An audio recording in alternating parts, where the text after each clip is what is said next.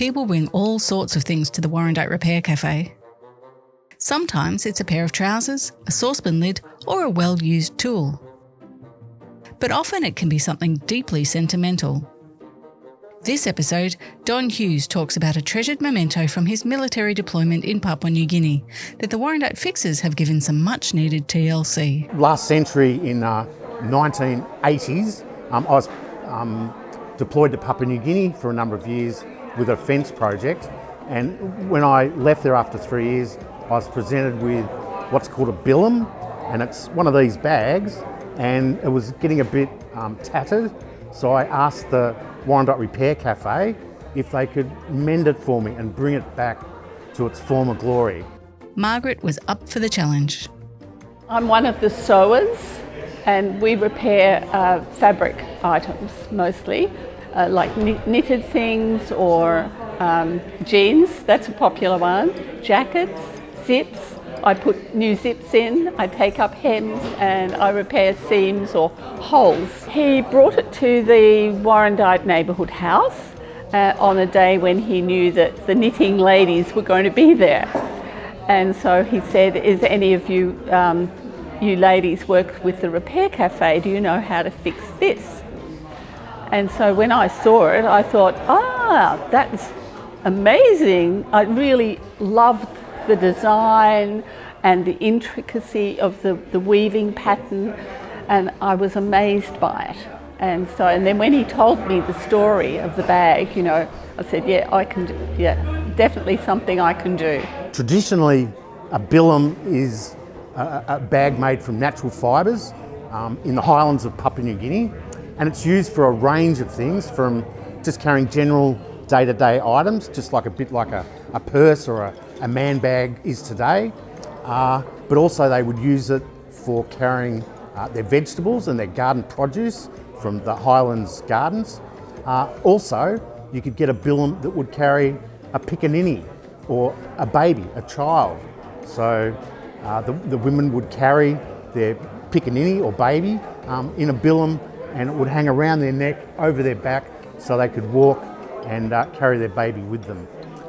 Other billums were also used for if people were injured or ill. You could get a very large billum that would carry a person, either an injured person or even a dead person, to move them from one place to another. And also for people, you could also bury them in a billum. It was a ceremonial way to bury somebody. And also there are billums that are used for presentation or ceremonial reasons. And that's my billum, is a ceremonial one. It's quite a treasured item because it's handmade, and it's very intricate designs. And there's obviously many hours went into this. It did take me a while though. It took me a couple of months on and off. I had my sewing machine set up, and then every now and then I'd do a bit, and then I'd leave it a couple of days and think about it, and then do another bit, and then I finally settled on using an invisible thread on the top surface and just a normal thread underneath, so that with using an invisible thread you can still see the weaving pattern on the surface.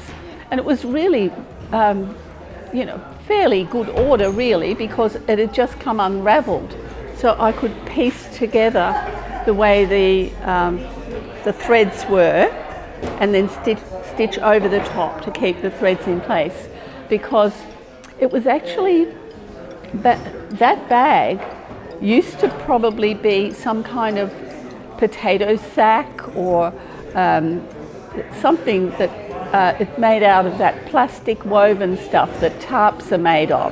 The sort that fall apart?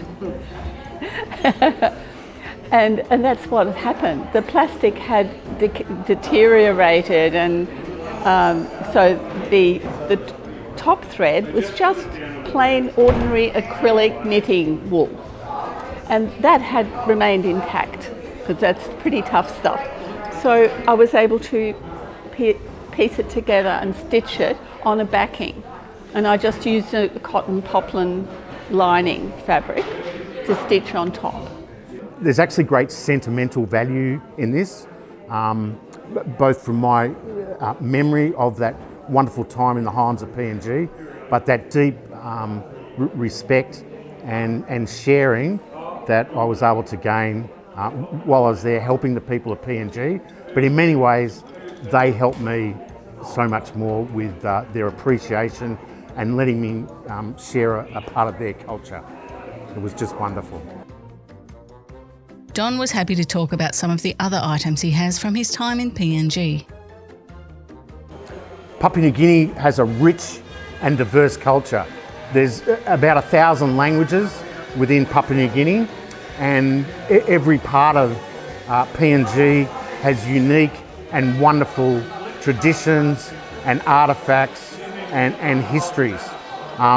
For example, the Kina shell, the current currency of Papua New Guinea is called the Kina, and this is a Kina shell from the coastal areas.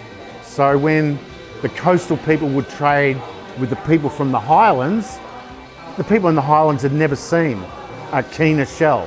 So they're highly prized for decoration, and it became part of the currency of Papua New Guinea.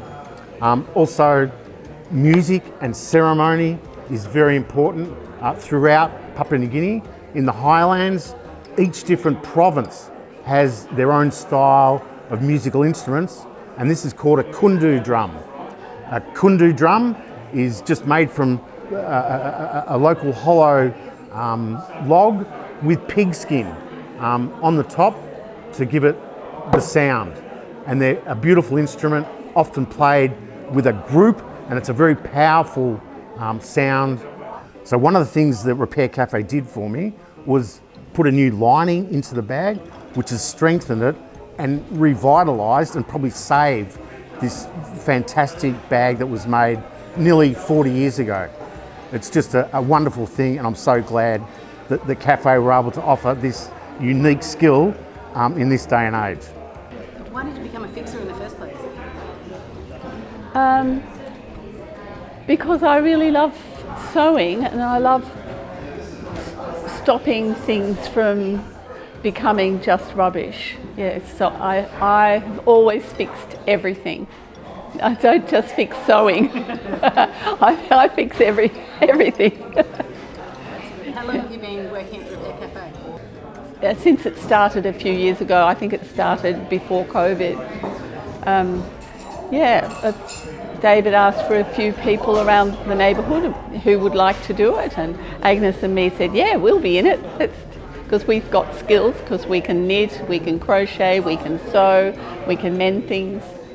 So I've done a few repairs over the years, a lot of things actually, and I love it when people bring something that's got some sentimental value for them, and they want to keep it, and they can't bear to throw it away, and so I can make it still wearable, and I can make it so they've got it for many years to come, and I love doing that.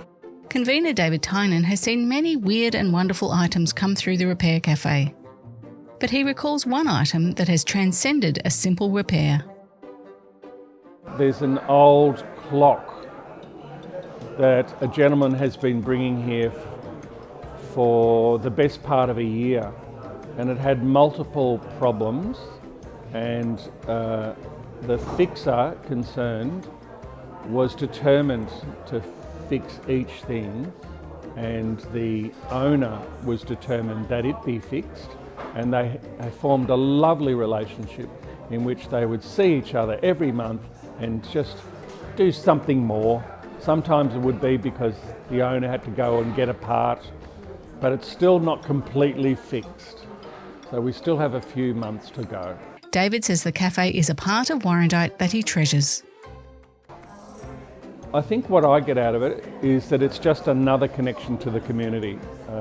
I'd been involved with the Arts Association for a long time.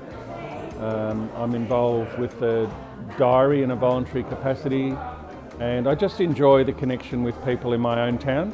It's lovely to do things on a regular basis and not have to get into a car to find those people. and the Repair Cafe has just taken on a life of its own, and I just enjoy coming down. You know, at 10 o'clock there's nobody in this room, and then 10 minutes later there are maybe 20 people in the room, all setting up for the Repair Cafe for a particular month. The fixers are keen to see as much as possible saved from landfill, and the Warrandyte community are right there with them. I think that a lot of people in our community, not just Warrandyte, but in Warrandyte, are very empathetic towards the goals of minimising waste. People also have affection for things that they've been in the family for a long time, and they, even though it's broken in some way, they would not part with it. And it must have been just a wonderful thing when they realised that without spending money, or a lot of money, they might be able to get it to be reused, reloved by another generation. Everything isn't repairable, but there used to be shops. There used to be places you could take your things to, and there would be fixers in there. That was their job, and they could fix them. And so we would take them there, and we would get excited because someone knew enough to fix it. Now, a lot of those shops don't exist now because of the sort of planned obsolescence that many companies have about their products. And we're really just trying to fight back against them.